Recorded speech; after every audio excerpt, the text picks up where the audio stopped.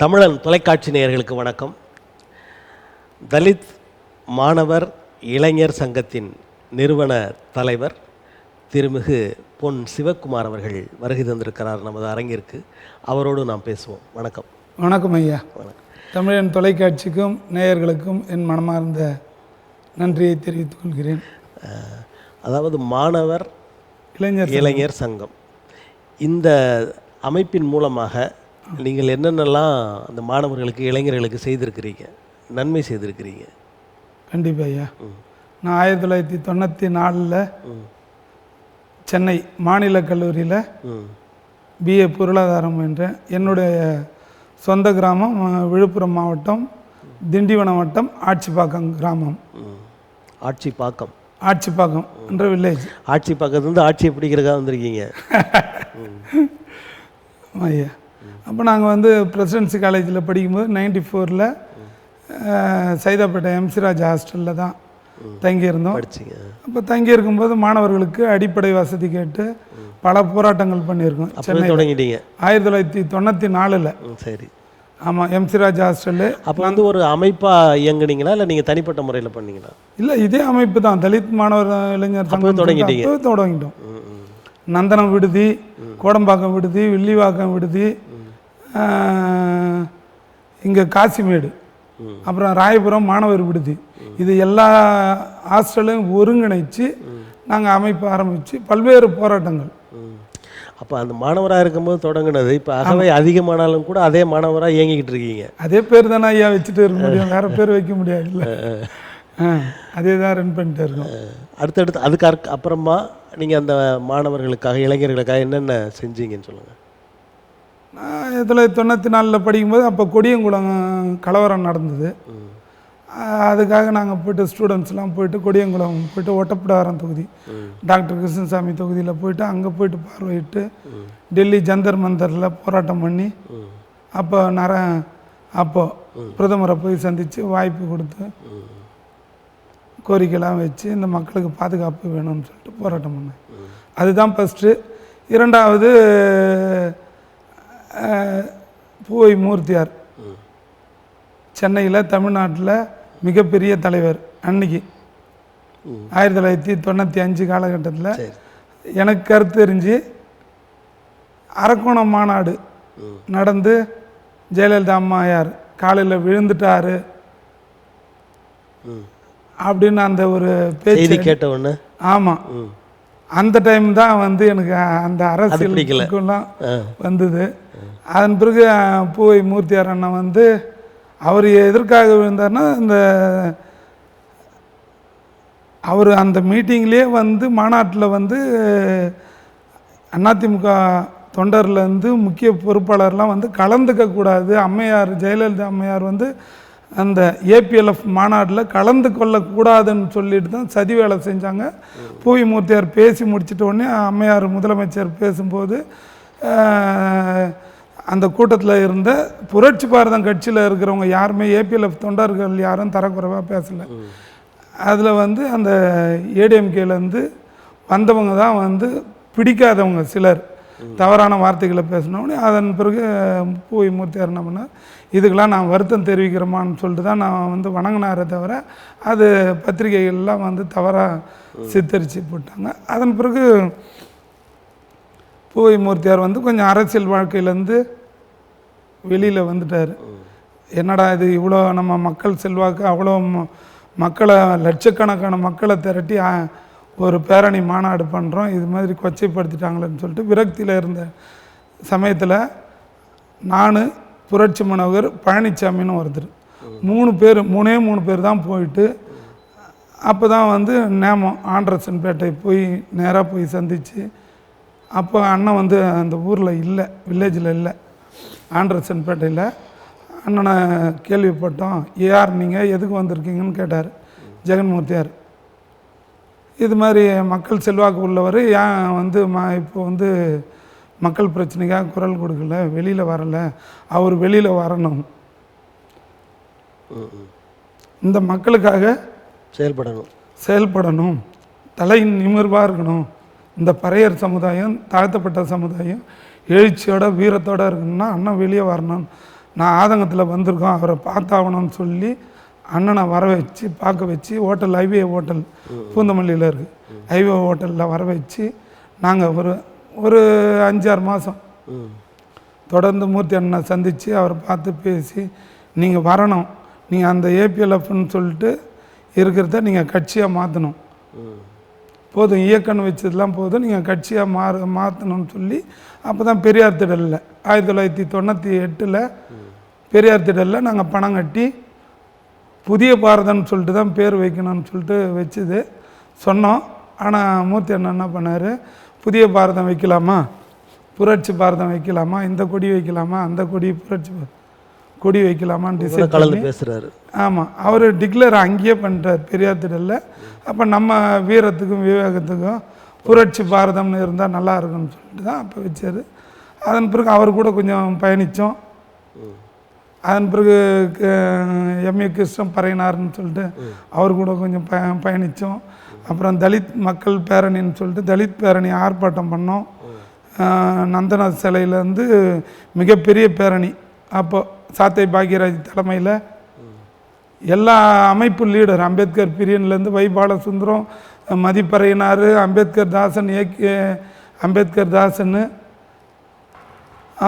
சைதை அன்புதாசன், நிறைய தலைவர்கள், மு சுந்தரராசனார் பெரியமேடில் இருக்கிற அவர், அதன் பிறகு அக்னி ஆறுமுகம், ஏர்போர்ட் மூர்த்தி, இவங்க எல்லாம் சேர்ந்து மிகப்பெரிய ஒரு பேரணி, தலித் பேரணி, டாக்டர் கிருஷ்ணசாமி முன்னிலையில் அவர் தலைமையில் நாங்கள் கவர்னர் மாளிகை நோக்கி பேரணி செஞ்சோம்.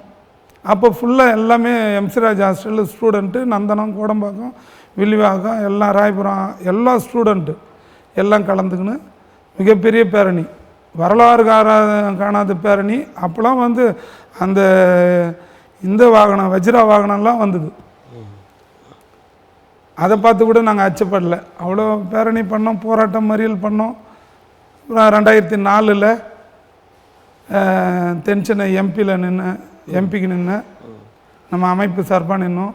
2014 தென்சென்னை எம்பிக்கு நின்று. செம்மஞ்சேரி 200வது வார்டு பகுஜன் சமாஜ் கட்சி சார்பாக ஒரு வார்டு உறுப்பினராக கவுன்சிலராக நின்று. இப்போது என்னுடைய மனைவி விழுப்புரம் எம்பிக்கு லாஸ்ட் டைம் 2019 3வது சின்னம் அபிராமின்னு சொல்லிட்டு ஒரு 5000 ஓட்டு வாங்கணும். விழுப்புரத்தில் ஒரு அவங்க விடுதலை சிறுத்தைகள் சார்பில் நிற்கிறாங்க, நீங்கள் அவங்கள எதிர்த்து எப்படி அந்த சிந்தனைக்கு ஏன்? அவங்களுடைய கொள்கை கோட்பாடு வேறு, எங்களுடைய கொள்கை கோட்பாடு வேறு சார். ஆமாம், நாங்கள் வந்து தலித் மக்களுக்காக மட்டும் பாடுபடுறோம், அவங்களும் வந்து விடுதலை சிறுத்தை வந்து அனைத்து சமுதாய மக்களுக்காக பாடுபடுறாங்க. அது உங்களுடைய அந்த 5000 ஓட்டுகள் அவங்களுடைய வெற்றியை பாதிக்காதுன்னு நினச்சிங்களா நீங்கள்? இல்லை நீங்கள் வெற்றி பெறுவீர்கள் என்ற நம்பிக்கையில் இறங்குனீங்களா? ஏதோ அவங்க வாக்குகளை குறைக்கணுன்ற எண்ணத்தில் இறங்குனீங்களா? நீங்கள் எப்படி வேணாலும் நினச்சிக்கோங்க. நாங்கள் அரசியல் களத்தில் நிற்கணும், மக்களுக்கு சேவை செய்யணும். நாங்கள் யார் எவருன்னு சொல்லிட்டு தெரியணும், ஒரு கலெக்டருக்கு தெரியணும், தாசில்தாருக்கு தெரியணும், அதுக்காக நாங்கள் நின்னோம். இப்போ தமிழ்நாட்டில் போதைப்பொருள் புழக்கம், அதை இன்னும் சொல்ல போனால் அந்த கஞ்சா புழக்கம் நிறைய இருக்குன்றாங்க. கண்டிப்பாக. இதை பற்றி உங்கள் கருத்து என்ன? தமிழ்நாட்டில் கள்ளச்சாராயம் தான் விற்றுட்டு இருந்தாங்க. என்னுடைய வில்லேஜில் கடந்த 40 வருஷமாக விற்றுட்டு இருக்காங்க. பாலா என்ற ஒரு லேடி, அந்த திண்டிவனம் சரௌண்டிங்லேயே பாலான்னா எல்லாருக்கும் தெரியும், விழுப்புரம் எஸ்பிக்கே தெரியும் பாலான்ற லேடி. கள்ளச்சாராயம் காய்ச்சி அந்த பிணத்தை எரிக்க பயன்படும் ஆர்எஸ் பவுடரை சுடு தண்ணீரில் அப்படியே காய்ச்சி வடிகட்டி பாக்கெட் பண்ணி ஒரு பாக்கெட்டு 100 ரூபான்னு சொல்லிட்டு விற்றுட்டு இருக்காங்க பாக்கெட்டில். அதே மாதிரி கேனா 35 லிட்டர் வெள்ளை கேனில் அப்படியே விற்றுட்டு இருக்காங்க. அது வந்து ஒலக்கூர் ஸ்டேஷனுக்கும் தெரியும், பிரம்மதேசம் பக்கத்தில் இருக்கிற பிரம்மதேசம் போலீஸ் ஸ்டேஷனுக்கும் தெரியும், திண்டிவனம் டிஎஸ்பிக்கும் தெரியும், விழுப்புரம் எஸ்பிக்கும் தெரியும். நாங்கள் 40 வருஷமாக வந்து நாங்கள் வந்து எனக்கு கருத்து தெரிஞ்சதுலேருந்து நான் 5வது 6வது படிக்கிறதுலேருந்தே நான் வந்து பல காவல்துறைகிட்ட போய்ட்டு நேரடியாக சென்று மனு கொடுத்து எவ்வளோ கம்ப்ளைண்ட் கொடுத்துருக்கேன். ஆனால் அதை இன்னும் இது வரைக்கும் நிறுத்த முடியல, இன்னி வரைக்கும் விற்றுட்டு தான் இருக்காங்க. அவங்கள பிடிக்கவே முடியாது. யாருன்னா ஒரு கண் துடைப்புக்கு யாருன்னா அவங்கக்கிட்ட பாக்கெட் பண்ணுறவங்கள அந்த டைம் போயிட்டு அனுப்ப சொல்லிவிட்டு இவங்க விற்றுட்டு தான் இருப்பாங்க. இன்றைக்கி இந்த அவங்க வந்து ஒரு தாழ்த்தப்பட்ட ஒருத்தரை எடுத்துக்கினாங்க, கல்யாணம் எல்லாம் பண்ணல, 2ஆம் தரமாக எடுத்துக்கினா அவர் வீட்டுக்கார் வந்து 2 வருஷத்துலேயே இறந்துட்டார். அதன் பிறகு அவர் செஞ்ச கள்ளத்தொழிலில், அந்த கள்ளச்சாராய தொழிலில் இந்த அம்மா அவங்க வந்து செட்டியார் சமுதாயத்தை சேர்ந்தவங்க, பாலான்றவங்க, என் காலனிலே இருந்துட்டு சுற்று வட்டாரத்துக்கு ஃபுல்லாக சப்ளை பண்ணுறாங்க. அது நம்ம காவல்துறைக்கிட்ட போய் சொன்னாலும் உனக்கு தேவையில்லாத விஷயம், நீயா வந்து இதை பற்றி நீ புகார் கொடுக்குற, இதனால் மோட்டிவேஷன் தான் ஆகுது. இதனால் வந்து ஒலக்கூர் காவல் நிலையம் என் பேரில் 2 வழக்கு போட்டுருக்காங்க. பிரம்மதேசம் காவல் நிலையம் பக்கத்தில் இருக்கிற பிரம்மதேசம் காவல் நிலையமும் என் பேரில் 1 வழக்கு போட்டு இருக்காங்க. புகார் கொடுத்தவங்க பேர்லையே. இன்றைக்கி நான் வந்து எல்எல்பி முடிச்சிருக்கேன், ஆனால் என்ரோல்மெண்ட் பண்ண முடியல அந்த கேஸ்னால. ஆமாம், கேஸ்னால. கொலை மிரட்டல். நான் எந்த கொலை மிரட்டலும் பண்ணல, புகார் மட்டும்தான் கொடுத்தேன். கள்ளச்சாராயம் விற்கிறாங்க, கஞ்சா விற்கிறாங்க, இதை தான் நாங்கள் புகார் கொடுக்குறேனே தவிர 100 கால்ஸ் அடித்து கொடுப்பேன். டிஜிபி ஆஃபீஸில் கம்ப்ளைண்ட் கொடுப்பேன், ஐஜி ஆஃபீஸில் கொடுப்பேன், விழுப்புரம் எஸ்பி ஆஃபீஸில் கொடுப்பேன், கலெக்டர்கிட்ட விழுப்புரத்தில் கொடுப்பேன். ஆனால் கவர்மெண்ட் வந்து எதுவும் நடவடிக்கை எடுக்கிறதில்ல. அப்போதைக்கே ஒரு ஃபோன் பண்ணுறாங்க, டிஜிபியாக இருந்தாலும் ஐஜியாக இருந்தாலும் எஸ்பியாக இருந்தாலும் நம்ம எதிர்க்க ஃபோன் பண்ணுறாங்க, பிடிங்க ரிமாண்ட் பண்ணுங்கன்றாங்க. என்னங்க பண்ணுறது, நீதிமன்றம் விடுதலை பண்ணிடுறாங்களே, கேஸ் நிற்கலையேன்றாங்க. நாங்கள் என்ன பண்ணுறது சொல்லுங்கள். அதாவது கள்ளச்சாராயமும் நடக்குது, கஞ்சா விற்கும். இப்போ கஞ்சா இந்த காலகட்டத்தில் கஞ்சா அதிகமாகிடுச்சு. காலேஜ் பசங்க வந்து என்ஜினியரிங் காலேஜ், மெடிக்கல் காலேஜ் பசங்க என்னென்னவோ போதைப்பொருள் இன்ஜெக்ஷன்லேருந்து என்னென்னவோ வந்துடுச்சு. இன்றைக்கி சென்னை சென்ட்ரல் ரயில்வே ஸ்டேஷனில் டெய்லி கஞ்சா பண்டலாக வந்து இறங்கிட்டே இருக்குது. இப்போது ரயில்வே போலீஸும் செக் பண்ண முடியல. இங்கேருந்து உள்ளே போகிறவங்கள தான் செக் பண்ணுறாங்களே தவிர சூட்கேஸு பாக்கி என்னென்ன பொருள் வச்சுருக்காங்கன்னு ஸ்கேன் பண்ணுறாங்களே தவிர வரவங்கள யாரும் செக் பண்ணுறதில்ல. வட மாநில தொழிலாளர் ஃபுல்லாக வராங்க, அவங்கக்கிட்ட பாக்கெட்டாக கொடுத்து அனுப்பிடுறாங்க. பேக்கில் வச்சு 1 கிலோ 2 கிலோ 5 கிலோன்னு சொல்லிட்டு கொடுத்து அனுப்பிடுறாங்க. வரவங்கள யாரும் செக் பண்ணுறதில்ல போலீஸ். இப்போ அந்த வெளி மாநிலங்கள்லேருந்து தான் உங்களுக்கு இங்கே கஞ்சா வந்துட்டு இருக்கு. கண்டிப்பாக. இப்போ அரசு அதை தடுப்பதற்கான நடவடிக்கை எதுவும் எடுக்கலன்னு நினைக்கிறீங்களா? கண் துடைப்புக்கு நடவடிக்கை எடுக்கிறாங்க, ஏதோ பிடிக்கிறாங்க. பிடிக்கணும்னு நினச்சா, நிறுத்தணும்னு நினச்சா எல்லாத்தையும் நிறுத்தலாம். அவங்களுக்கு நிறுத்தத்துக்கு மனசு இல்லை, அவங்களுக்கு வருமானம் வருது இல்லைங்களா. இது வந்து அந்த அதிகாரிகளுக்கு, அதாவது அவர்களை பிடிக்க வேண்டிய இடத்தில் இருக்கிற, தடுக்க வேண்டிய இடத்தில் இருக்கிற அதிகாரிகளுக்கு வருமானமா அரசுக்கு வருமானம் நினைக்கிறீங்களா? அந்த அதிகாரிகளுக்கு தான் வருமானம். கேட்டால் நான் மேல் அங்கே கொடுக்கணும் மேல் மட்டத்துக்கு கொடுக்கணுன்றாங்க. அது உண்மையாக பொய்யான்னு தெரியலைங்க. இப்போ இந்த அதாவது திராவிட மாடல் ஆட்சி ரொம்ப சிறப்பாக நடக்கிறது அப்படின்னு அமைச்சர்கள் சொல்கிறாங்க, திராவிட முன்னேற்ற கழகத்தினர் சொல்கிறாங்க, சில பொதுமக்களும் சொல்கிறாங்க. ஆனால் நீங்கள் இப்படி ஒரு போதைப் பொருள் வந்து நடமாடுது, அதை கண்டுக்கல அப்படிலாம் நீங்கள் குற்றம் சுமத்துறீங்களே, அது சரியா? ஐயா, இது தமிழ்நாட்டுக்கே தெரியும், தமிழ்நாட்டு மக்களுக்கே தெரியும். எல்லா மாவட்டத்துலேயும் கஞ்சா பரவி இருக்குது, கள்ளச்சாராயம் பரவி இருக்குது. ஒன்றும் கண்ட்ரோலே பண்ண முடியல. என் வில்லேஜில் சாப்பாட்டுக்கு வழி இல்லாத வந்தவங்க இன்றைக்கி தாழ்த்தப்பட்ட மக்கள் நிலத்தை வந்து 75 ஏக்கர் வாங்கி வச்சுருக்காங்க. இன்றைக்கி பஸ் வாங்கியிருக்காங்க, லாரி வாங்கியிருக்காங்க, நகை பணம் கோடி கணக்கில். நான் இன்கம் டேக்ஸ் ஆஃபீஸ்லேயே போய்ட்டு கம்ப்ளைண்ட் கொடுத்துட்டு வரேன், ஒன்றும் நடவடிக்கை எடுக்கலை. டிஜிபி ஆஃபீஸில் 10 முறைக்கு 15 முறைக்கு மேலே கம்ப்ளைண்ட் பண்ணிட்டேன். இன்னும் ஒரு முறை கூட அவங்கள பிடிக்கல. ஒரு முறை கூட பிடிச்சி அவங்கள குண்டாஸில் போட முடியல. பிடிக்கிறாங்க, சும்மா 1 வாரம் இருக்கிறாங்க, வெளியே வந்துடுறாங்க. அதன் பிறகு என்ன பண்ணுறாங்க, நம்ம அம்மாவை மிரட்டுறது, நம்ம மாமனார் மாமியார் உறவுகளை, இவனுக்கு என்ன வேலை, இவனுக்கு ஏன் இதே வேலை, பணம் கொடுத்தா வாங்கிக்கின்னு போக வேண்டியது தானேன்றாங்க. பணம் கொடுத்தாலும் வாங்க மாட்டான், என்னை தொடர்ந்து புகார் பண்ணுறான், என்னை நிம்மதியாக வாழ விட மாட்டான், என் பிஸ்னஸை கெடுக்கிறான். இப்போ உங்களை நேரடியாக யாரும் வந்து மிரட்டலையா? நேரடியெல்லாம் மிரட்டியிருக்காங்க, நேரடியாக மிரட்டியிருக்காங்க, ரவுடிங்கெல்லாம் வச்சு மிரட்டியிருக்காங்க. நீ வீட்டில் தனியாக தானே படுத்துட்டு இருப்பேன், வந்து வெட்டிட்டு போகிறேன் அப்படின்னு. பெரிய பெரிய ரவுடிங்கெல்லாம் சென்னையிலேருந்துலாம் கால் பண்ணாங்க, ஏங்க தப்பி தவறி நீங்கள் பக்கத்து வீட்டில் மாறி வெட்டிட்டு போகிறீங்க, என் வீட்டு நம்பர் இது, நான் இங்கே தான் இருக்கிறேன், நேரம் வந்து என்னையே வெட்டுங்க, நான் மறக்காமல் தவறி எங்கன்னா பக்கத்து அப்பாவிங்களை வெட்டிட்டு போகிறீங்க, என்னை வந்து வெட்டுங்கன்னு தான் சொல்லுவேன். நான் ஊர்லேருந்து நான் மஞ்சா பை தூக்கிட்டு வரல, நான் நினச்சேன்னா டிஜிபி கிட்ட நான் இப்போ இந்த ஃபோன் காலை வச்சு நான் டிஜிபி சாருக்கு நான் வந்து ஒரு காலையில் பெட்டிஷன் கொடுத்தாலுமே நான் ஷூட்டிங் ஆர்டர் பண்ணிவிடுவாங்கடா அப்படிலாம் மிரட்டியிருக்கேன். அதனால் யாரும் என்கிட்ட வரல. ஆனால் உங்கள் உறவினர்களை எல்லாம் மிரட்டுறாங்க. உறவினர்லாம் ஏன் டெய்லி மிரட்டிக்கிட்டு தான் இருக்காங்க. நாங்கள் என்ன செய்கிறது அவர் சொன்னால் கேட்க மாட்டுறாருன்றாங்க. நீங்கள் இப்படி மிரட்டல்கள் நல்லது செய்யணும்னு நினைக்கிறீங்க, இப்படிலாம் மிரட்டல்லாம் வருது. இதை தடுப்பதற்கு அல்லது இதிலிருந்து விடுபடுவதற்கு நீங்கள் ஏதோ ஒரு அரசியல் கட்சிகளை இணைஞ்சு அங்கேருந்து மக்களுக்கான சேவை செய்யலாம் தானே? எந்த அரசியல் கட்சியும் நம்பி நான் அங்கே அடிமையாக தான் இருக்கணும். இப்போ 44 எம்எல்ஏ இருக்காங்க. எஸ்சி மக்கள் வந்து எஸ்சினுடைய பிரதிநிதி 44 எம்எல்ஏ இருக்காங்க. இது 44 எம்எல்ஏவில் யார் அம்பேத்கர் சிலைக்கு வந்து மாலை போடுறாங்க சொல்லுங்கள்? 7 எம்பி இருக்காங்க, மேயர் இருக்காங்க, நகராட்சி மன்ற தலைவர் இருக்காங்க, ஒன்றிய பெருந்தலைவர், ஒன்றிய கவுன்சிலர், ஊராட்சி மன்ற தலைவர் எல்லாருமே இருக்காங்க. எல்லாருமே ஜெயலலிதா அம்மையாருக்கும் கலைஞருக்கும் கட்டுப்பட்டவங்களாக தான் இருக்காங்களே தவிர அண்ணல் அம்பேத்கர் போராடி பெற்று தந்த இடஒதுக்கீட்டில் தான் நம்மளுக்கு வந்து அந்த மேயர் பதவி கிடைச்சிது, எம்எல்ஏ பதவி கிடைச்சிது, எம்பி பதவி கிடைச்சிதுன்னு, நகராட்சி மன்ற தலைவர் கிடைச்சிதுன்னு யாரும் நினைக்கிறதே இல்லை. இது கலைஞர் கொடுத்தது, ஜெயலலிதா கொடுத்ததுன்னு தான் நினைக்கிறாங்க. பொதுமக்கள் சேவை செய்ய வந்துட்டோம், அது மொத்தமாக பார்க்கணுமே தவிர தனியாக இனம் சார்ந்து அதை செய்வது சரின்னு எப்படி சொல்ல முடியும் சார்? பொதுமக்களுக்காக செய்யிட்டேன் சார்.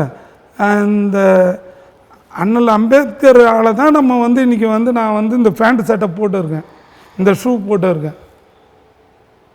அவரை நினச்சி பார்க்கணும்ல, வருஷத்தில் ஒரு நாள் ஒரு 100 ரூபாய் மாலை போடுறதுக்கு வர முடியல. இல்லை ஒரு இயக்கங்கள் இருக்குது, எந்தப்பா ஒரு 500 ரூபாய் என்னால் முடிஞ்சது, அதுவும் கொடுத்து ஹெல்ப் பண்ண மாட்டாங்க. இதே அரசியல் கட்சிங்களுக்கு லட்சக்கணக்கில் செலவு பண்ணுவாங்க. அம்பேத்கர் சிலைக்கு மாலை போடுறதுக்கு பிறந்த நாள் இறந்த நாளுக்கெல்லாம் வரவும் மாட்டாங்க, செய்யவும் மாட்டாங்க. அவர் யாருன்னு கேட்பாங்க. ஆனால் அவர் போராடி பெற்று தந்த சலுகையை மட்டும் அனுபவிப்பாங்க. இப்போ நீங்களே உங்களுடைய இன மக்களையே இப்படி அவங்களுக்கு முரணாக பேசுகிறீங்களே, இது உங்கள் ஒற்றுமையை குலைக்காதா? உண்மையை தானே சார் சொன்னேன். நான் எதிர்ப்பாக பேசலையே, ஆதங்கத்தை தான் சொல்கிறேன். இன்றைக்கி தலித் மக்கள் இந்த அளவுக்கு பாதிக்கப்படுறாங்க, நசுக்கப்படுறாங்க, ஒடுக்கப்படுறாங்க. இன்றைக்கி என்னுடைய வில்லேஜில் 1947க்கு பிறகு சுதந்திரம் அடைஞ்சு ஒருத்தர் கூட வீட்டு மனை கொடுக்கல. இந்த அரசாங்கம், அது அதிமுக அரசாங்கமாக இருந்தாலும் சரி, திமுக அரசாங்கமாக இருந்தாலும் சரி, ஒரு அரசு அலுவலகங்கள் எங்கள் ஒரு காலனியில் இல்லை. ஒரே ஒரு ஸ்கூல் மட்டும்தான் இருக்குது, தொடக்கப்பள்ளி. அதுவும் 5 கிளாஸ் ரூம் இருந்தது, இப்போ 2 கிளாஸ் ரூம் ஆயிடுச்சு. இதுதான். அதையும் இன்னும் கொஞ்ச நாளில் அந்த தொடக்கப்பள்ளியும் வந்து க்ளோஸ் மூடிடுவாங்க. இதுதான் இருக்குது. எந்த ஒரு விஏஓ ஆஃபீஸும் சரி, தலைவர் ஆஃபீஸும் சரி, நூலகமும் சரி, எதுவுமே இல்லை. காலனியில் எங்கேயுமே இல்லை. இப்போ மக்கள் தொகை குறையும் போது அந்த பள்ளிகள் அல்லதெல்லாம் எடுக்க வேண்டிய சூழல் தானே. அதாவது பள்ளிகளில் மாணவர்கள் வரலைன்னா என்ன பண்ணுவீங்க? பள்ளியை மூடி தானே ஆகும். நீங்கள் ஆரம்ப பள்ளி நீங்கள் ரூம் கட்டி இருந்தால் தானேங்க சேர்ப்பாங்க பேரண்ட்ஸு. ரூமே இல்லை. ஒரே ஒரு கிளாஸ் ரூமில் போயிட்டு 50 பேரும் 60 பேரும் ராமா கோவிந்தா 1 2 3 1ஆவது படிக்கிறவனும் ஒரே ரூமில் இருக்கிறான், 5ஆவது படிக்கிறவனும் ஒரே ரூமில் இருந்தால் எப்படி சார் அது? அவனுக்கு தனித்தனி ரூம் 5 ரூம் கட்டுறதுல என்ன இருக்குது? ஏன் அதை வந்து நீங்கள் குறைக்கிறீங்க? கேட்டால் 60 ஸ்டூடெண்ட்டுக்கு மேலே இருந்தால் தான் வந்து 61 இருந்தால் தான், 60 இருந்தால் கூட தரமாட்டாங்களாம். 61 இருந்தால் தான் வந்து எக்ஸ்ட்ரா கிளாஸ் ரூம் கட்டுவாங்களாம். ஃபண்டு இல்லையா, அது இல்லையா, மற்றதுக்கெல்லாம் ஃபண்டு இருக்குது. இல்லை, இப்போ இதுக்குன்னு ஒரு சட்டம் வச்சுருக்காங்கல்ல, இந்த இவ்வளவு மாணவர்கள் இருந்தால் தான் அடுத்த அறை அப்படின்னு சொல்கிறாங்கல்ல, அதற்கான நீங்கள் வேலையை செய்யணும்ல. அதாவது அடுத்த மாணவர்களை நீங்கள் அந்த பள்ளியில் சேர்க்க வேணும்ல. அதுதான் என் கிளாஸ் ரூமே இல்லாத எப்படி ஐயா சேர்ப்பாங்க? நீங்கள் கிளாஸ் ரூமை கட்டி வைங்க, அப்போ நாங்கள் இது சம்மந்தமாக அது தொடர்புடைய அதிகாரிகள்லாம் பார்த்தீங்களா? நாங்கள் அரசு துறையே வேஸ்ட்டு.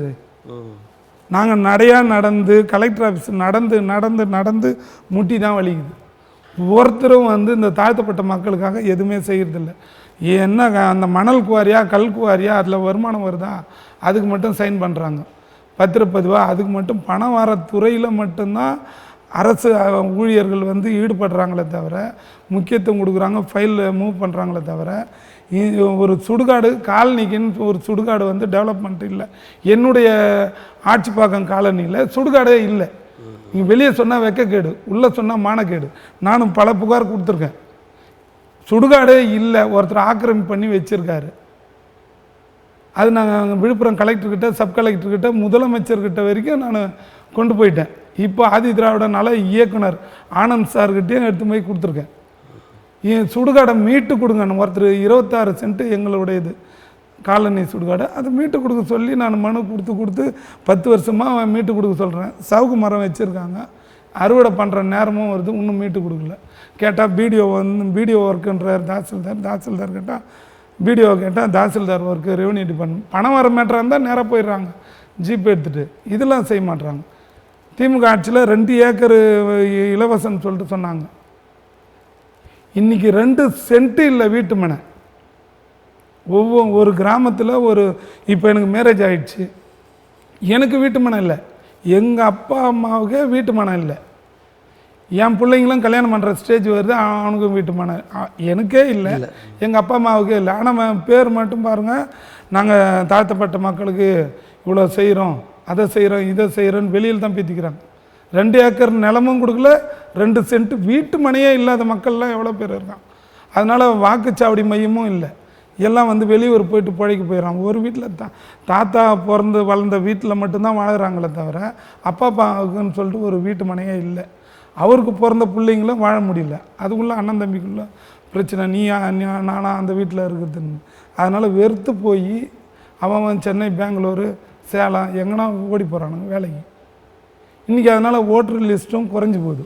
இன்றைக்கி 750 ஓட்டு இருக்குது என்னுடைய காலனியில், ஆனால் ஒரு வாக்குச்சாவடி மையம் இல்லை. உள்ளாட்சி தேர்தல்லையே நான் மனு கொடுத்துட்டேன், மாநில தேர்தல் அதிகாரிக்கிட்டையும் கொடுத்துட்டேன், தலைமை தேர்தல் அதிகாரிக்கிட்டையும். எம்பி எலெக்ஷன்லேயே எங்களுக்கு எங்கள் ஸ்கூல்லேயே எங்களுக்கு ஆதி திராவிட ஸ்கூலே இருக்குது காலனி உள்ள, அதில் கொடுங்கன்னா கொடுக்க மாட்டுறாங்க. இப்போ உங்களை திராவிட முன்னேற்ற கழக அரசு தான் உங்களுக்கான சலுகைகள் செய்யலை, உங்களுக்கான பயன்களை கொடுக்கலையா, இல்லை அதற்கு முன்னாடி இருந்த அரசு அப்படி தான்? 2 அரசாங்கமும் செய்யலையா. 2 அரசாங்கமும் தாழ்த்தப்பட்ட மக்களை சும்மா பகடக்காயாக தான் வச்சுட்டு இருக்காங்க. சும்மா யூஸ் அண்ட் த்ரோ மாதிரி ஒப்புக்கு சப்பை வச்சுருக்காங்களே தவிர உண்மையாக இந்த மக்களுக்காக எதுவுமே செய்யலை. திமுக அரசாங்கமும் செய்யலை, அதிமுக அரசாங்கமும் செய்யலை. இன்றைக்கி தாழ்த்தப்பட்ட மக்கள் மீது பொய் வழக்கு தான் அதிகமாக இருக்குது. நீங்கள் ஒவ்வொரு கோர்ட்டுலேயும் போய் பாருங்கள், வேறு எந்த சமுதாய மக்களும் கோர்ட்டில் இருக்க மாட்டோம். தாழ்த்தப்பட்ட மக்கள் மீது தான் பொய் வழக்கு போட்டு இருக்காங்க. ஏன் இன்றைக்கி இதே திருமாவளவன் கூட்டணி கட்சியில் இருக்கார், ஒரே ஒரு ஜீவோ போட்டு தாழ்த்தப்பட்ட மக்கள் மீது போடப்பட்ட பொய் வழக்கு வாபஸ் வாங்க சொல்லுங்களா? அது எப்படி குற்றம் செய்தவர்களாக இருக்கும்போது அதை எப்படி வாபஸ் வாங்க சொல்லுவீங்க சார்? மேஜராக பண்ணவங்க அவங்க பேரில் நான் வாபஸ் வாங்க சொல்லுங்க, கத்தி எடுத்துன்னு கொலை பண்ணவங்க நான் வாபஸ் வாங்க சொல்ல, ஒன்றுமே இல்லாததுக்கெல்லாம் வாய் வார்த்தையில் பேசுனதுக்கு கூட 506(2) போடுறாங்க. அதுக்கு 10 வருஷம் 12 வருஷம் கேஸ் நடக்கிறான். மாதத்துக்கு ஒரு முறை, மாதத்துக்கு 2 நாள் எப்படிங்க போவான்? சாப்பாட்டுக்கே வழி இல்லாத இருக்கான். மாதத்தில் 2 முறை போட்டு அவன் குடும்பத்தையே நாதாராக்கி சின்ன பின்னமாக்கி குடும்பத்தையே பிரிஞ்சு போகிற அளவுக்கு, கணவன் மனைவிக்குள்ளே பிரச்சனை வர அளவுக்கு ஆக்கிடுறாங்க.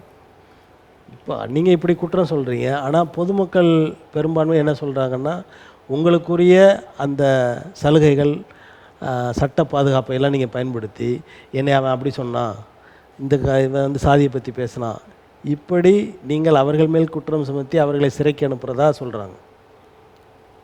அது ஒரு பிஸ்னஸாக பண்ணுறவங்க தான் அதெல்லாம் சொல்லுவாங்க. அவங்களாம் அது மாதிரி நாங்கள் வன்னியரும் தாழ்த்தப்பட்ட மக்களும் அண்ணன் தம்பி சகோதரத்துவமாக தான் இருக்கிறோம். யாரும் அது மாதிரி சொல்கிற ஆள்லாம் இல்லை. ஒரு சில இயக்கங்கள் தான் அதை வச்சு வியாபாரம் பண்ணுறாங்க. ஏதாவது ஒன்று வச்சு அதில் ஆதாயம் தேடி ஒரு பொய் புகாரை கொடுக்க வச்சு கொடுங்க 10,000 கொடுங்க 20,000 கொடுங்கன்னு சொல்லிட்டு வாங்குறது தானே தவிர மற்றபடி எதுவுமே இல்லை ஐயா. தொடர்ந்து நாங்கள் சகோதரத்துவமாக தான் இருக்கிறோம் கிராமத்திலலாம். உங்கள் பகுதியில் கள்ளச்சாராயம், இந்த போதைப்பொருள் அதெல்லாம் புழக்கம்லாம் நிறைய இருக்குதுன்னு சொன்னீங்க. உங்கள் பகுதியில் தான் மருத்துவர் ராமதாஸ் இருக்கார். அவர் தொடர்ந்து இந்த போதைப் பொருட்களுக்கு எதிரான வேலைகள்லாம் செய்கிறாரு, பேசுகிறாரு. இதெல்லாம் தெரிந்தும் அவரும் அமைதியாக இருக்கிறாரா? மருத்துவர் ஐயாவும் சரி, மருத்துவர் அன்புமணி ராமதாஸ் அவர்களும் தொடர்ந்து அரசை வலியுறுத்திட்டு தான் இருக்காங்க.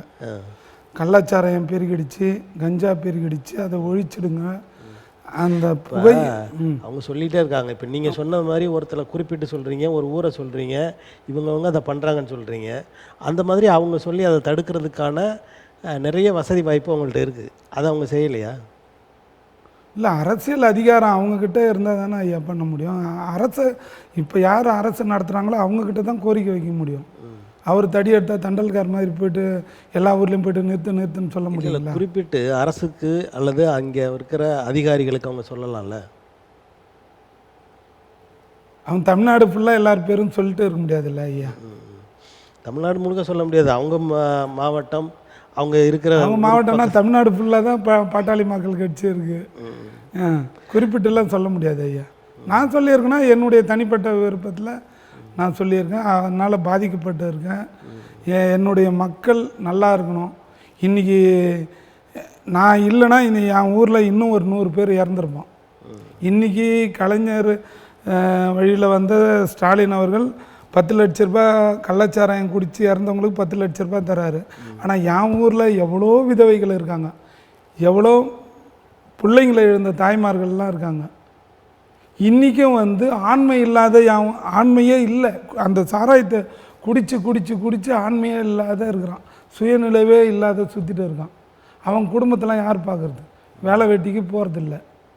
ஒரு 50 ரூபா கிடச்சா என்ன பண்ணுறான்? ஒரு பாக்கெட் சாராயம் வாங்கலாமான்னு ஓடுறான். அதே இன்றைக்கி கிராமங்கள் அந்த கூரை வீட்டிலே தான் இருக்காங்களே தவிர இன்னும் வளர்ச்சி அடையவே இல்லை. ஒரு வீட்டில் கூட ஒரு 500 ரூபா சேமிப்பு இல்லை. 500 ரூபா அந்த குடும்ப தலைவி எங்கன்னா மறைச்சி வச்சுருந்தாலும் அவன் வீட்டுக்காரன் எடுத்து போயிட்டு அந்த சாராயத்துக்காக அந்த பணத்தை ஏதோ ஒரு வகையில் திருடி எடுத்து போய் குடிக்கிற அளவுக்கு அவனுங்க அடிக்ட் ஆக்கி வச்சுட்டாங்க. கவர்மெண்ட்டு தான் இதுக்கு காரணம். இப்போ மருத்துவர் ராமதாஸ் பற்றி சொன்னீங்க, அவர் எப்படி செய்ய முடியும்னு கேட்டீங்க. சில நேரங்களில் நீங்கள் தலித் சமூகம் சார்ந்து செயல்படுறீங்க. உங்களுக்கு அவர் ஆதரவு அளிக்கிறாரா? உங்களுடைய அமைப்புகளுக்கெல்லாம் அவர் ஆதரவாக இருக்காரா? கண்டிப்பாக ஆதரவாக தான். அவர் எங்கள் அமைப்புக்கு ஆதரவாக இருக்காருன்னு சொல்லலை, ஒட்டுமொத்த தாழ்த்தப்பட்ட மக்களுக்கும் ஆதரவாக இருக்கார். இன்றைக்கி அவருடைய கட்சியினுடைய பயலாவிலேயே பாட்டாளி மக்கள் கட்சியினுடைய பொதுச் செயலாளரே ஒரு ஆதி திராவிடர் தான்.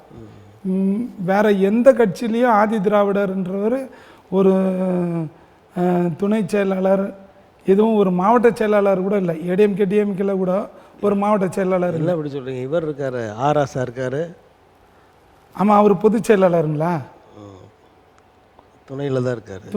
துணையில் இருப்பார், இணையில் இருப்பார், பொதுச் செயலாளர். ஆமாம், பொதுச் செயலாளர்னு சொல்லிட்டு. இப்போ நீங்கள் இந்த அமைப்பை விட்டுட்டு பாமகவில் இணைஞ்சு நீங்கள் செயல்படலாம் தானே? ஏன்னா அது எல்லா மக்களையும் அரவணைக்கிற ஒரு கட்சி தானே. என் மக்களுக்காக நான் பாடுபடணும். அது தேர்தல்கள்லாம் அவங்களுக்காக நீங்கள் பாடுபடலாம்ல? இல்லை, எங்களுடைய இதுவும் ஆதரவு நாங்கள் பாட்டாளி மக்கள் கட்சி கொடுத்துட்டு தான் இருக்கோம். நாங்கள் கடந்த 10-15 வருஷமாக அதிமுகவுக்கு ஆதரவு கொடுத்துருந்தோம். இப்போ அன்புமணி ராமதாஸ் அவர்களுடைய பேச்செல்லாம் எங்களுக்கு நல்லா பிடிச்சிருக்கு. அவர் மாற்றம் முன்னேற்றம் அந்த பாதையை நோக்கி போயிட்டு இருக்கார். அவர் எந்த தாழ்த்தப்பட்ட மக்களுக்கும் எதிரியாகவும் எதிர்ப்பாகவும் பேசுனதில்லை. விடுதலை சிறுத்தைகளுக்கு எதிர்ப்பாக தான் பேசுவாங்களே தவிர ஒட்டுமொத்த தாழ்த்தப்பட்ட மக்களுக்கு எதிர்ப்பாக பாட்டாளி மக்கள் கட்சி தொண்டர்கள் யாரும் ஒருத்தர் கூட பேச மாட்டாங்க. இப்போ அப்படிப்பட்டவர்கள், அதாவது சாதிய மோதல்களை இல்லை சாதியத்தை வெகுவாக தூக்கி பிடிக்கிற பாரதிய ஜனதா கட்சியோடு கூட்டணி சேர்ந்திருக்கிறார்கள் என்று சொல்லப்படுகிற பாமகவோடு நீங்கள் இணக்கமாக இருக்கிறீர்கள் என்று சொல்கிறீர்கள். அது எதிர்மறையா இல்லையா? நாட்டு நலனுக்காக தானே இருக்காங்க. பிஜேபி நாட்டு நலன் சார்ந்து நடக்குதா? நல்ல கட்சி தான். ஏன்னா திமுக அதிமுகவை விட அது பரவாயில்ல. இல்லைனா 3வது முறையாக மக்கள் தேர்ந்தெடுப்பாங்களா சொல்லுங்கள்? இன்றைக்கி இவங்களாம் ஒரு ஓட்டுக்கு 1000 ரூபா 2000 ரூபா கொடுத்து ஓட்டு வாங்குறாங்க. நாங்களாம் இப்போ நான் 2 எலெக்ஷனில் எம்பிக்கு நின்னா என் மனைவி ஒரு முறை எலெக்ஷனில் நிற்க வச்ச எம்பிக்கு ஒரே ஒருத்தருக்கு டீ வாங்கி கொடுக்கல. ஆனால் 5000 ஓட்டு வாங்கினேன். ஆனால் இவங்களாம் சாராய பாக்கெட்டும் பாட்டிலும் பிரியாணியும் 100 200 500 1000 கொடுத்து தான் ஓட்டு வாங்குறாங்க. தனிப்பட்ட முறையில் நின்று ஒரே ₹10 கொடுக்காம நிற்க சொல்லுங்கள் பார்க்கலாம். இப்போ பாரதிய ஜனதா கட்சி அந்த மாதிரி நிறைய செலவு செய்தார்கள் அப்படின்னு சொல்கிறாங்களே. இல்லை, அவங்களாம் பணம்லாம் கொடுக்கல ஐயா, அதெல்லாம் பொய்யான வதந்தி. அவங்களாம் பணம்லாம் கொடுக்கல, எந்த கட்சியும் கொடுக்கல. திமுக அண்ணா திமுக மட்டும்தான் வில்லேஜில் தருவாங்க, வேறு எந்த கட்சியும் தரமாட்டாங்க. பூத்து ஏஜென்ட்டுக்கு கூட பணம் தரமாட்டாங்க. பாரதிய ஜனதா கட்சி தமிழ்நாட்டில் ஆட்சி செய்தால் நல்லா இருக்கும்னு நினைக்கிறீங்களா நீங்கள்? கண்டிப்பாக நல்லா இருக்கும் ஐயா, கண்டிப்பாக நல்லா இருக்கும். அப்படி நிற்கும்போது நீங்கள் அவங்களுக்கு ஆதரவு கொடுப்பீங்க? கண்டிப்பாக கொடுப்போங்க. நீங்கள் தாழ்த்தப்பட்ட மக்களுக்கு ஆதரவாக இருக்கிறது பாரதிய ஜனதா கட்சி தான். இப்போ சிறுபான்மையின மக்களை எல்லாம் அவங்க வந்து ஓரங்கட்டுறாங்க, அவங்களுக்கு எதிரான செயல்பாடுகள்லாம் செய்கிறாங்க, சட்டம் இயற்றுறாங்க, மசோதா கொண்டு வர்றாங்க, இப்படிலாம் சொல்கிறாங்களே. அப்படிப்பட்டவங்களோடு நீங்கள் எப்படி இணைந்து செயல்பட முடியும்னு நினைக்கிறீங்க? அப்போ அதே சிறுபான்மையினர் சமுதாயம் தான் ஆதரவு கொடுக்குறாங்க, வாக்களிக்கிறாங்க, மத்திய அமைச்சராக இருக்காங்க. இவங்க வந்து பொய்யான வதந்திலாம் சொல்லி அந்த கட்சி பேரை கெடுத்துட்டு இருக்காங்களே தவிர அந்த கட்சி வளர்ந்துட்டு தான் இருக்குது. தாமரை மலராது மலராதுன்றாங்க, மலர்ந்துட்டே தான் இருக்குது. இப்போ தமிழ்நாட்டில் சென்னையில் ஒரு பெரிய அரசியல் தலைவர் ஆம்ஸ்ட்ராங் அவர்கள் கொலை செய்யப்பட்டார். இந்த கொலை வழக்கில் இன்றைக்கி கூட, அதாவது பாரதிய ஜனதாவின் ஒரு முக்கிய பிரமுகராக இருக்கிற வடசென்னையில் பாராளுமன்ற தொகுதி நின்ற வழக்கறிஞர் கனகராஜ் அவர்களை கைது செய்ய போகிறோம், அவர் அதில் சம்மந்தப்பட்டிருக்கிறாரு அப்படின்னு சொல்கிறாங்க. இதை பற்றி உங்கள் கருத்து என்ன? யார், எந்த கனகராஜ்? பால் கனகராஜ் தெரியல ஐயா நம்மளுக்கு. அவர் ஒரு நல்ல மனிதர். நீங்கள் மற்ற ரவுடிங்களை சொன்னால் பரவாயில்ல, பால் கனகராஜ் அது மாதிரி ஆளே இல்லை. அது இல்லாமல் காங்கிரஸில் ஒரு இளைஞர் அணி பொறுப்பில் இருந்த அஸ்வத்தாமன் அப்படின்றவரும் அந்த கொலையில் சம்மந்தப்பட்டிருக்காருன்னு சொல்கிறாங்க. நீங்கள் வந்து ஆதரவு காட்டுற பாரதிய ஜனதா கட்சியும் இருக்காங்க, காங்கிரஸ் கட்சியும் அதில் இருக்கிறாங்க. அதற்கு காரணம் எல்லா கட்சிகளும் சேர்ந்து அவரை கொலை செய்ய திட்டமிட்டார்கள் அப்படின்ற மாதிரியான ஒரு செய்தி வருது. இதை எப்படி பார்க்குறீங்க?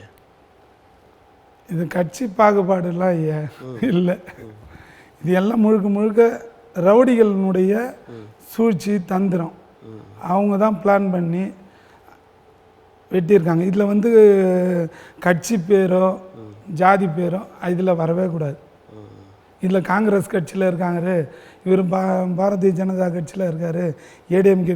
ரவுடிங்களுக்கு எதுக்கு ஐயா? அவங்களுக்கு வந்து நல்லவனே பிடிக்காது. ஆம்ஸ்ட்ராங்ன்றவர் வந்து மிகப்பெரிய ஆளுமை மிக்க தலைவர், தேசிய கட்சியினுடைய மாயாவதி அம்மையார் கட்சியினுடைய மாநில தலைவர். அவரை பிடிக்காதவங்க யாராச்சும் ஒருத்தர் தமிழ்நாட்டில் ஒரே ஒருத்தரை சொல்லுங்கள். அவர் விடுதலை சிறுத்தை திருமாவளவனுக்கும் சரி, புரட்சி பாரதம் கட்சி தலைவர் பூவை மூர்த்தியார் அவர்களுக்கும், ஜெகன்மூர்த்தியாருக்கும் சரி, இருக்கிற எல்லா தலித் தலைவருக்கும் பிடித்தமான தலைவர் வந்து ஆம்ஸ்ட்ராங். அப்போ இதில் தலைவர்கள் ஈடுபடலை, தொண்டர்கள் செஞ்சாங்கன்னு சொல்கிறீங்களா? தொண்டர்களும் செய்யலை, இது வந்து ரவுடி கும்பல் தான் பண்ணியிருக்காங்க. இதில் கட்சி இயக்கங்கள் அந்த தொண்டர்கள்லாம் யாரும் பண்ணல, ரவுடி கும்பல் தான் பண்ணியிருக்காங்க. தலித் இனத்தை சேர்ந்த தலித்தை சமூகத்தை சேர்ந்த தலைவர்களுக்கு பாதுகாப்பு இல்லை, எங்களுக்கு பாதுகாப்பு கொடுங்க அப்படின்னு சொல்லி ஒரு கூட்டம் நடத்தினாங்க. கண்டிப்பாக ஐயா, அதை பற்றி உங்கள் கருத்து என்ன? கண்டிப்பாக பாதுகாப்பு தான் வேணும். இப்போ எனக்கே பாதுகாப்பு தான் வேணும். எதனால் உங்களுக்கு பாதுகாப்பு வேணும்? இல்லை, அந்த மக்களுக்காக பாடுபட்டு இருக்கேன். நான் என்னுடைய வாழ்க்கையை அர்ப்பணிச்சுட்டு இந்த மக்களுக்காகவே தொடர்ந்து 1994 பாடுபட்டு இருக்கேன். 2004 சுனாமி வந்தது. சுனாமியில் பாதிக்கப்பட்டு எல்லாருக்கும் வந்து மீனவர்கிட்ட வந்து அந்த மக்களுக்கெல்லாம் யார் யார் வாடகை இருந்தாங்களோ அவங்க அந்த மக்களுக்கு எல்லாருக்கும் இன்றைக்கி செம்மஞ்சேரியில் 6500 பேருக்கு நான் வீடு வாங்கி கொடுத்துருக்கேன்.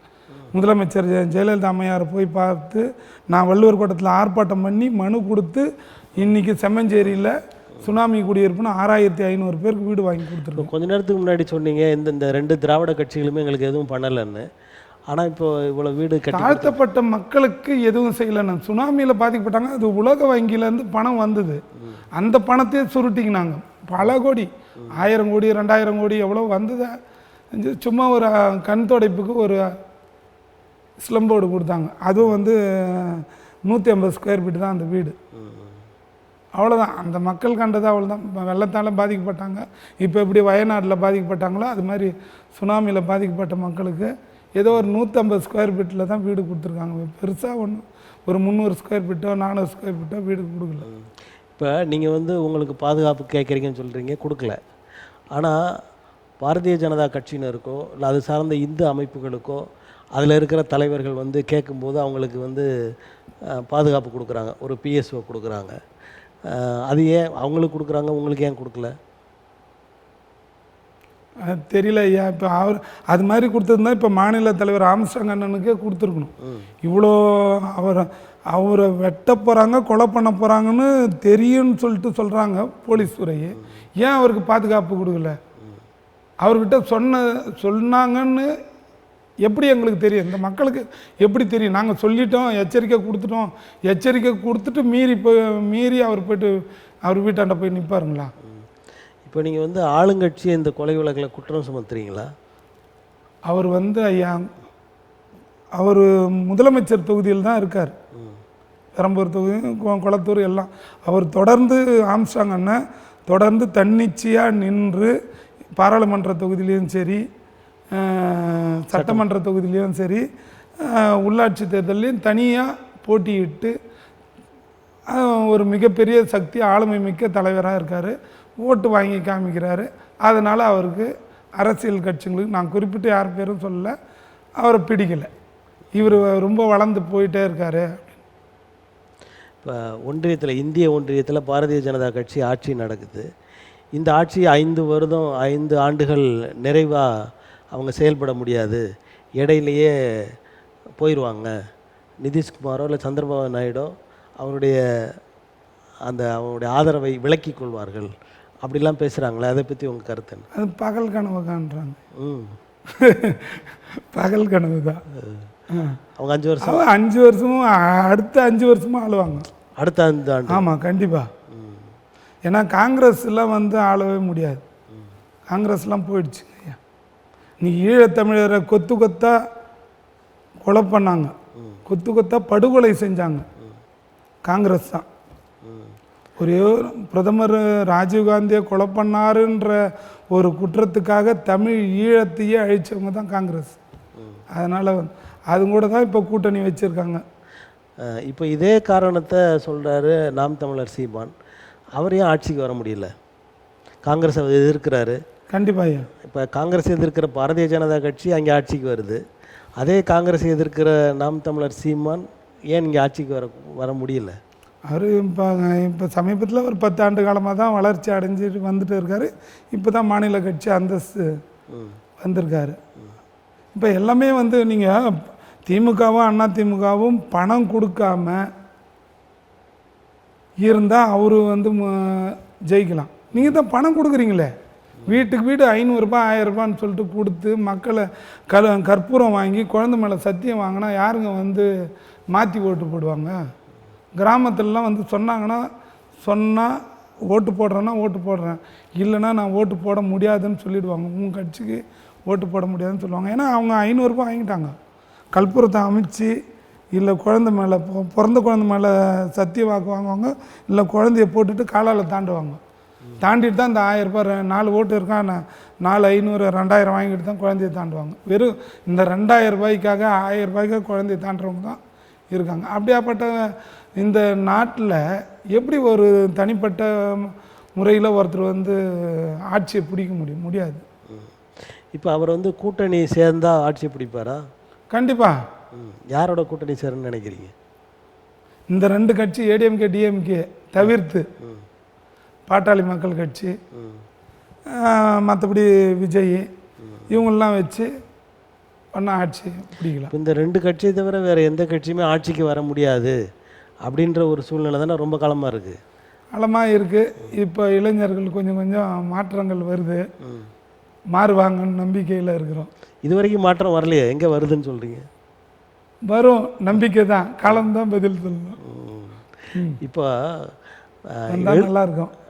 எழுச்சி திருமாவளவன் அவர்கள், அவருடைய கட்சி வந்து கொஞ்சம் முன்னேற்றமான பாதையில் போயிட்டுருக்கு, வளர்ந்து வருகிறது. கண்டிப்பாக. மற்ற தலித் அமைப்புகள்லாம் ஏன் அந்த அளவுக்கு வளர்ச்சி பெறவில்லை? இருக்கிற அந்த செல்வாக்கையும் இழந்து கொண்டிருக்கிறார்களே, என்ன காரணம் நினைக்கிறீங்க?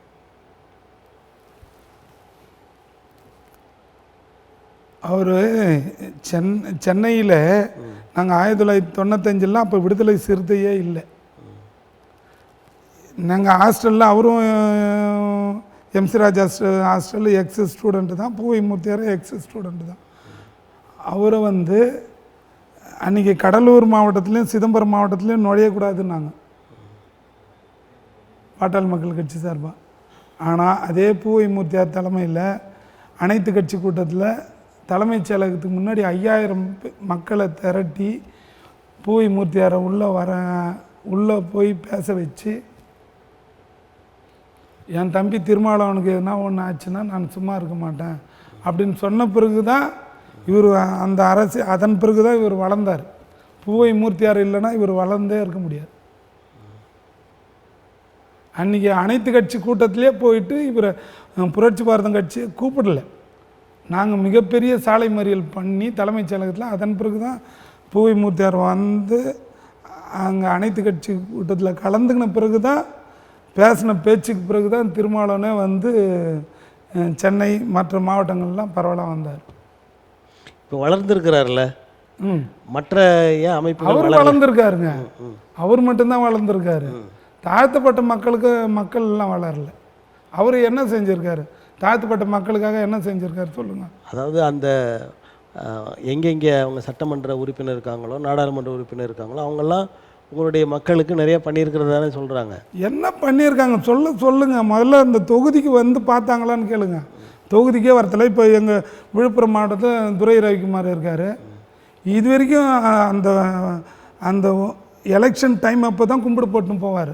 அதன் பிறகு வரவே மாட்டார். நன்றி கூட சொல்ல வர மாட்டார். இந்த மக்களுக்கு என்ன ஒரு ஒரு வருஷத்தில் ஒரு ஒன்றியத்தை கூட சந்திக்கலை. ஒரு ஒன்றியம்னா ஒரு இருக்கும், ஒரு 50 கிராமம் இருக்கும். 50 கிராமத்தில் வருஷத்தில் ஒரு நாள் கூட சந்திக்கிற தகுதி இல்லை. மக்களுக்காக எதுவும் செய்கிறதே இல்லை. அப்படி செய்யாமலே அவங்க எப்படி வளர்ந்துட்டு இருக்காங்க? அவ்வளோதான், கூட்டணி வைக்கிறாங்க, ஜெயிக்கிறாங்க. தனிப்பட்ட முறையில் நிற்க சொல்லுங்கள், ஜெயிக்க சொல்லுங்கள். இப்போ உங்களுக்குள்ளேயே, அதாவது தலித் இனத்துக்காக போராடுறீங்க, அவங்களுடைய முன்னேற்றத்துக்காக வளர்ச்சிக்காக பாடுபடுறீங்கன்னு சொல்கிற நீங்களே, அதே தலித் இன தலைவர்களுக்கு எதிராக பேசுகிறீங்களே, இது வந்து ஒரு முரணாக தெரியலையா சார்? அவங்க தலித் இனத்துக்காக பாடுபடல சார், அவங்க அனைத்து கட்சி மக்களுக்காக பாடுபடுறேன்னு அவங்க சொல்லிவிட்டு அவங்க பொழப்பை ஓட்டிகிட்டு போயிட்டு இருக்காங்க. தாழ்த்தப்பட்ட மக்களுக்கு எதுவும் செய்யலை. இன்றைக்கி ஒரு 2 சென்ட் மனை வாங்கி கொடுக்கறதுக்கு ஒரு திராணி இல்லை. பொய் வழக்கு தாழ்த்தப்பட்ட மக்கள் மீது என் ஊரில் 50 பேர் பேரில் பொய் வழக்கு இருக்குது. அதை யார் வாபஸ் வாங்கணும் சொல்லுங்கள்? யார்? ஆளுங்கட்சியும் கூட நெருக்கமாக இருக்கிறவங்க சொல்லி தானேங்க வாபஸ் வாங்கணும். தமிழ்நாடு ஃபுல்லாக இதே நிலைமை தானே. இன்றைக்கி என் கிராமத்தில் ஒரு அரசு அலுவலக கட்டிடங்கள் இல்லை. எனக்கு வயிறாக எரியுது. என்ன இந்த சமுதாயத்தில் போகிறணும். நானும் இந்த பேப்பர் பேனா எடுத்து எழுதி நானும் ரீஃபில் மாற்றிட்டு தான் இருக்கேனே தவிர யாரும் எதுவுமே செய்யறதில்லை. அந்த பேப்பர் மறுபடியும் பஜ்ஜி கடையில் தான் வருது. அரசாங்க அலுவலகத்தில் கொடுக்குற மனுக்கள் எல்லாம் பஜ்ஜி கடையில் தான் வருது. அரசு அலுவலகங்கள் வர்ற அளவிற்கு அங்கே மக்கள் தொகை இருக்கணும்னு ஒன்று இருக்குல்ல.